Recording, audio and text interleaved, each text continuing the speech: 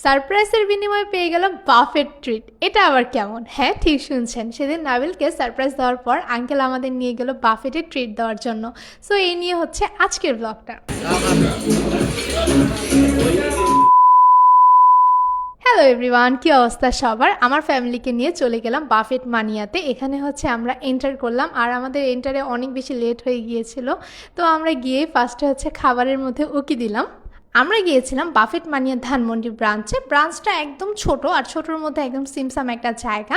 সেখানে প্রত্যেকটা কর্নার হচ্ছে ফটোজেনিক, একদম ছোট, কিন্তু 3-4টা স্পট আছে যে জায়গায় আপনি হচ্ছে গেলে একদম অনেকগুলো সেলফি ক্লিক করতে পারবেন। এবার চলে খাবারের কথা, শুধু তো ডেকোরেশন দেখলে হবে না। তো আমরা যেহেতু গিয়েছিলাম ডিনারে, সেখানে পার পার্সন ছিল 700 টাকা করে, 80+ আইটেম ছিল।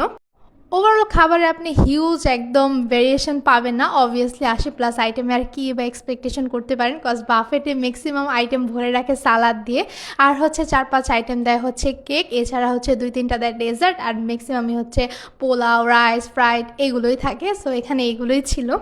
অ্যাজ আই সে যে আমরা একটু লেট করে গিয়েছিলাম, তো এখানে সবাই মোটামুটি খাবার নিয়ে ফেলছিল। তো আমি একটু শ্যুট নিয়ে দেন আমি আমার খাবারটা নিয়ে নিলাম। ফার্স্টে আমি স্যুপ, অন্থন এগুলোই, চাউমিন এগুলো নিয়েছিলাম। আর আমার কাছে এখানে স্যুপটা অনেক বেশি ভালো লাগছে, অন্থনটা অনেক ভালো লাগছে, আর স্পেশালি শর্মাটা আমার কাছে অনেক বেশি ভালো লাগছে।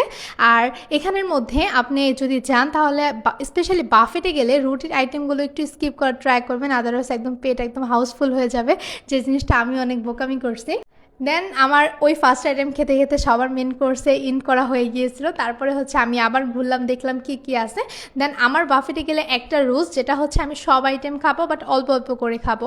আর যেটা আমার একদমই দেখতে না ভালো লাগে সেটা আমি নেই না, কজ আমি খাবার ওয়েস্ট করা একদম অপছন্দ করি। আর বাফেটে গেলে যারা একদম ভরপুর নেয়, খাবার ওয়েস্ট করে, এই জিনিসটা আমার পার্সোনালি একদমই ভালো লাগে না। সো এই জিনিসটা একদমই করবেন না, একদমই স্কিপ করবেন। আপনি না খেতে পারলে নেবেন না, আর যদি ট্রাই করতে হয় দুজন শেয়ার করে খাবেন, এর ফলে খাবারগুলো ওয়েস্ট হবে না। এখানে আমার দুলাভাই খাচ্ছিল বিরিয়ানি, সে বলতেছিল বিরিয়ানিটা নাকি অনেক ডেলিশিয়াস ছিল, বাট আমি খাইনি, আমার পেট একদম হাউসফুল ছিল। বাট এখন ভয়েস ওভার দেওয়ার সময় আমার কাছে মনে হচ্ছিলো এখন যদি পেতাম, এখন একদম চেটেপুটে খেয়ে। তো আমি 2 প্লেট খাওয়ার পর, অর্থাৎ আমার 2 আইটেম ট্রাই করার পরে আমি একটু রেস্ট নিলাম, একটু ঘুরলাম ফিরলাম, দেখলাম। তার মধ্যে দেখলাম যে আমার ভাই নিয়ে আসছিল ডেজার্ট, উনি হচ্ছে কেক নিয়ে আসছিল। এটা আমার জন্য না, এটা আমাদের সবার জন্য আনলো।